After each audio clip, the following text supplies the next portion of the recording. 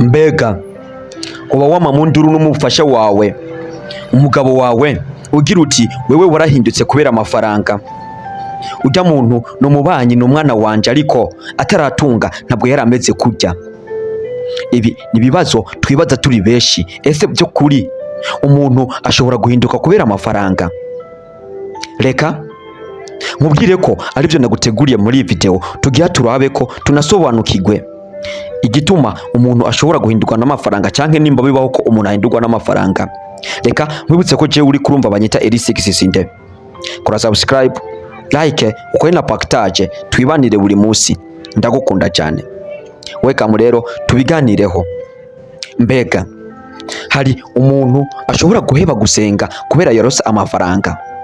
Wari wabona umuntu yahora asenga mu gihe yari akenye, ariko amaze kuronka amafaranga uyu muntu agahita yeba gusenga akibera umupagani? Ibi birashoboka cyane, ariko reka nkubwire ko uyu muntu uzohite umenya neza ko uyu muntu atigeze aba umusenzi by'ukuri. Ahubwo igihe cyose we wamufata nk'umusenzi, wewe yaba afise ibintu ariko arisengera atakambira, ntabwo yari urukundo akunda Imana.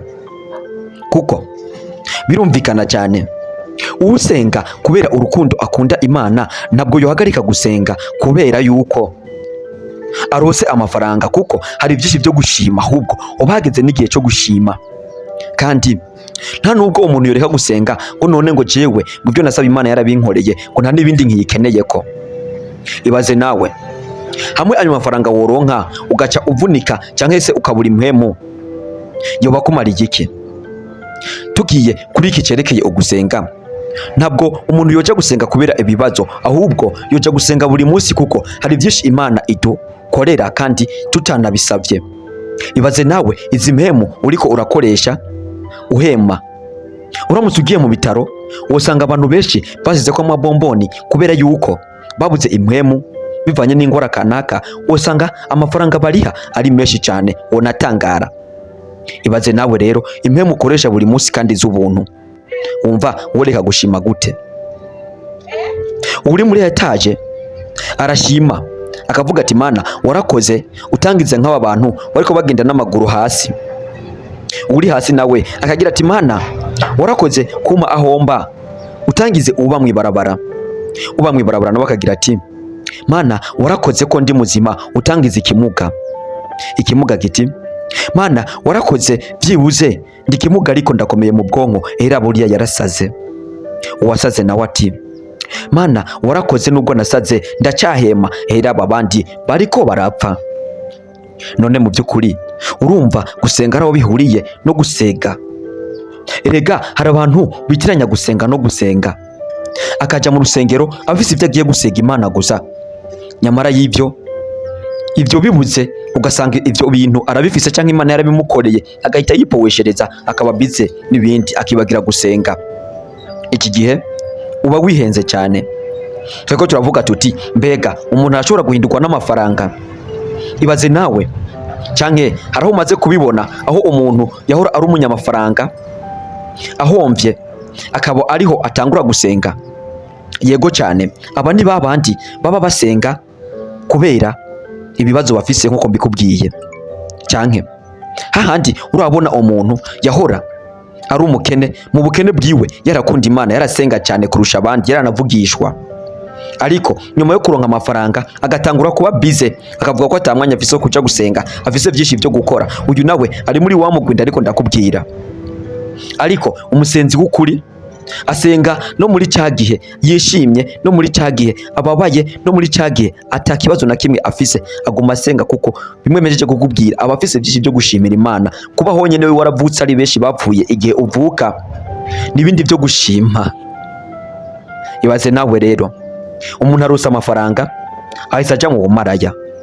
Umuntu arusa amafaranga ahise atangura kugira ingeso mbi, gukengera abandi n'ibindi byinshi bitandukanye. Uyu muntu ese wewe uwo muharura mu bantu bari batekereje igihe bari bakenye? Oyaye, uyu abasanzwe yari afise iyi ngeso nyene uri kuramubonana, nimba ari ubumaraya cyangwa se ari ugufata abantu nabe n'ibindi byinshi bitandukanye. cyane cyane reka tuvuge ko bumaraya kuko nibwo bukunda kugwisha abantu. Uyu muntu iyi ngeso abasanzwe yarayifise, gusa aba yari yarabuze uko ayikora, cyane cyane ko utoja gutwengera indaya udafise amafaranga. Izo namwe mubizi kundusha. Ndibaze ko turiko turatahura neza yuko umuntu ashobora guhinduka kubera amafaranga, yego, ariko uyu muntu ahindutse kubera amafaranga aba yarasanzwe iyi ngeso ayifise, gusa byaranse ukuntu ayikora kubera ubukene. Nayo umuntu yari atekereje kuva kera, nubwo aronka amafaranga aguma atekereje uko byagenda kose, ahubwo akomeza afasha abandi yiteza n'imbere kugira ngo ugwaruka gwe nago ruze rukurire mu buzima bwiza. Nayo uca yisuka mu maraya, wewe iyo ngeso aba yarasanzwe ayifise, ahubwo amafaranga aba akarishije icari. Nkuko n'umuntu ugira neza ashobora kuba umuntu ufasha cyane mu gihe aruse amafaranga, kuko cyane cyane ko aba afise na byinshi abafashisha. Nuko rero amafaranga akarisha umuntu icari, ntabwo ahindura umuntu. Ndibaze ko twese dutahuye.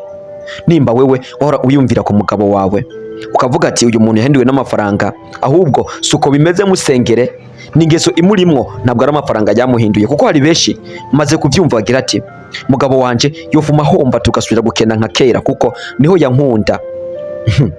Oya, suko bimeze, musengere, kuko iyo n'ingeso arimwo, n'ingeso imurimwo, ari amafaranga ariko arabimutera. Reka nibaze ko iyi video igize iki kwigisha, ugize nicyo uyikuyemwo. Nanje banyita L6 Sinde, ndagukunda cyane, we twabanye. Nimba warakoze na subscribe ndagushimiye cyane. Reka tubane buri munsi. Bye bye. Iri channel ichako video buri munsi ushikirizwa nanje L6 Sinde.